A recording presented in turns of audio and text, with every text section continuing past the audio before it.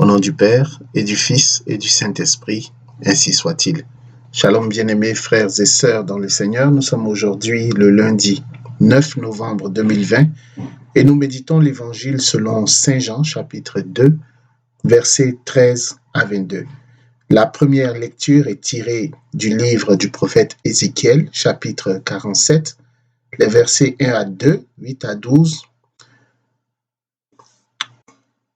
Pour bien comprendre l'évangile de ce jour, que certains intitulent également l'incident du temple, il faut garder à l'esprit un événement important, à savoir la catastrophe de 70 après Jésus-Christ, qui correspond à la prise de Jérusalem par les Romains et la destruction du temple.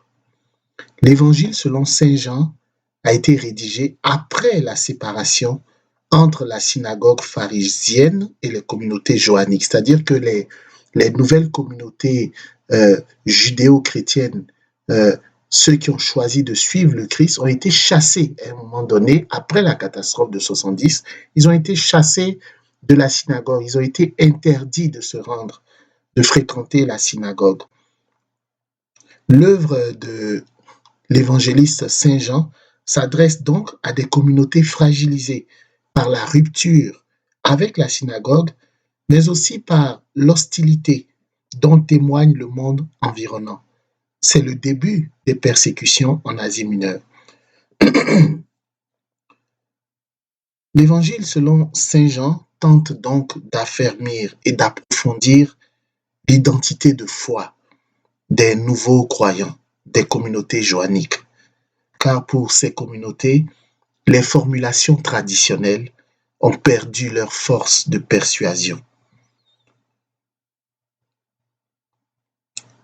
Les pères de l'Église ont donné des emblèmes à chacun des évangélistes, en s'inspirant de la vision du prophète Ézéchiel qui décrit 4 êtres vivants ailés, mais aussi de cette vision qui est reprise, de cette description qui est reprise dans le livre de l'Apocalypse. Alors, pour Marc, l'emblème c'est le lion, le taureau pour Luc, l'homme pour Matthieu et l'aigle pour Jean. Comme l'aigle, l'apôtre Jean est celui qui nous emmène dans les hauteurs et nous élève dans la connaissance de Jésus-Christ de Nazareth. Cet évangile apporte une compréhension nouvelle et profonde à bien des aspects. Il est important de garder cela à l'esprit pour bien nous aider, pour bien comprendre, pour bien méditer les différents passages de l'évangile de Saint Jean. Dans l'évangile de Saint Jean, le temple joue un rôle majeur, car conformément à la tradition, il est le lieu de la présence de Dieu au milieu de son peuple, si bien que Jésus agit et enseigne fréquemment dans cet espace. L'évangile de ce jour rapporte un incident, en ce sens que Jésus chasse les vendeurs de bétail et les changeurs du temple en leur disant « ôtez tout cela d'ici et ne faites pas de la maison de mon Père une maison de trafic. » Ici était pourtant établi légitimement afin de permettre aux pèlerins qui venaient d'Israël et de la diaspora d'offrir un sacrifice. Il s'était établi dans le parvis, dans la cour. Vous savez que le temple de Jérusalem avait ce que l'on peut dire était divisé en 3 parties. Le parvis, qui est la cour, le lieu saint et le lieu très saint. Et c'est dans le parvis, dans la cour, qu'il y avait tous ces échanges, tous ces commerces qui se faisaient pour aider les pèlerins à faire leur sacrifice. Jésus dénonce ainsi l'instrumentalisation de la maison de Dieu à des fins mercantiles, à des fins commerciales. Nous pouvons nous poser cette question. Ne suis-je pas moi aussi dans une relation commerciale avec Dieu? Je viens peut-être à Jésus, je viens peut-être à l'Église parce que j'attends quelque chose en retour. Je donne de mon temps, mais j'espère, j'attends quelque chose en retour. Vraiment un marchandage. Je veux réussir peut-être socialement, je veux être reconnu, j'ai peur d'aller en enfer, mon fils et ma fille est malade. Je n'entretiens pas une relation de gratuité avec Jésus-Christ, avec le temple de Dieu? Est-ce que j'aime Jésus parce qu'il me fait des promesses et me couvre de bénédictions?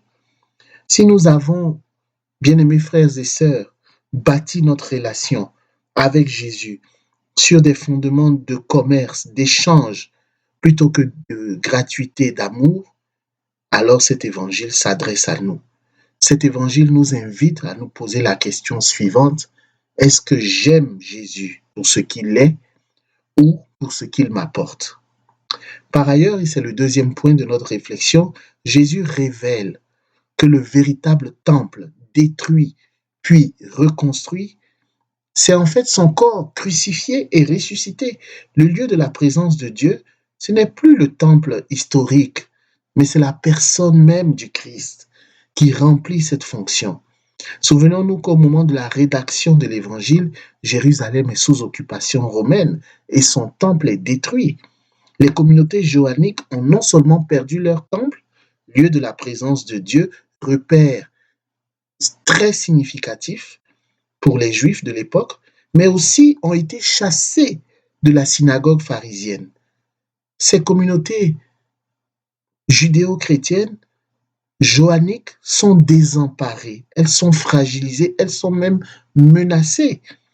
La bonne nouvelle du temple en Jésus-Christ, mort et ressuscité, cette révélation reconsolide la foi des croyants. Nous aussi, bien-aimés frères et sœurs dans le Seigneur, notre foi, il arrive qu'elle soit chancelante. Nous avons besoin, dans ces moments, de recourir à ce qui est stable et éternel. Nous avons besoin de nous appuyer sur Jésus, qui est l'auteur et le consommateur de notre foi. Le psaume 11, verset 3 nous dit: « Quand sont ruinées les fondations, que peut faire le juste? Quand les fondations sont ébranlées, que peut faire le juste ?» C'est de cela qu'il est question. Et les communautés johanniques se sont retrouvées dans cette situation. Elles étaient ébranlées, leurs fondations étaient ruinées, les fondations spirituelles. Elles se sont appuyées sur le vrai temple. Le véritable temple, c'est Jésus-Christ de Nazareth. La première lecture, tirée du livre d'Ézéchiel, parle de la source du temple. Cette eau, ce torrent, passe en dessous du temple. Partout cette eau passe, la vie reprend, qu'il s'agisse du monde animal et végétal. Elle assainit les eaux. Les arbres portent des fruits et leurs feuilles sont un remède. Ce temple, c'est Jésus-Christ de Nazareth. Il nous le dit en Jean 4, verset 14. « Mais celui qui boira de l'eau que moi je lui donnerai n'aura plus jamais soif, et l'eau que je lui donnerai deviendra en lui une source d'eau jaillissant pour la vie éternelle. » En Jean 19, 34, il nous dit encore: « Mais un des soldats, avec sa lance, lui perça le côté, et aussitôt il en sortit du sang et de l'eau. » Cette eau sortie du côté de Jésus correspond à ce que Ézéchiel décrit dans sa vision, dans la première lecture. C'est pourquoi cette eau qui sort de dessous le temple donne la vie, et la vie en abondance. Jésus-Christ symbolise est ce temple. Le temple symbolise Jésus-Christ. Alors l'eau qui sort de dessous le temple, c'est une eau qui est bénie et qui sort du temple, qui sort de la personne de Jésus-Christ. Et la personne de Jésus-Christ nous nourrit, nous guérit, nous élève, nous console. C'est cela qu'elle nous apporte.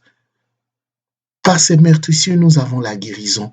L'eau et le sang sortis du corps de Jésus-Christ, du corps crucifié, nous apportent la guérison, nous apportent la paix. Que la paix et la grâce de notre Seigneur Jésus-Christ de Nazareth, le temple par excellence, le véritable temple, soit notre appui, soit notre salut pour l'éternité. Au nom du Père et du Fils et du Saint-Esprit, ainsi soit-il.